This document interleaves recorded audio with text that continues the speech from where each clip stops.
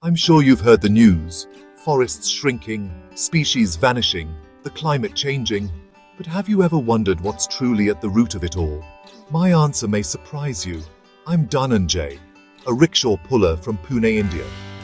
I may not have a fancy degree, but my life has been about one thing: understanding how people and nature are connected.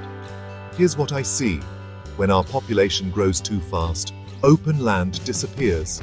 No open land means no nature, and without nature, there's no life. Technology and money can't bring back what's lost. That's why I believe real hope lies in three things: stabilizing our population, protecting what wild land remains, and using only what we truly need. If you care about the earth, join me. Let's talk, question, and find answers together. The link's in the description. Our future depends on it.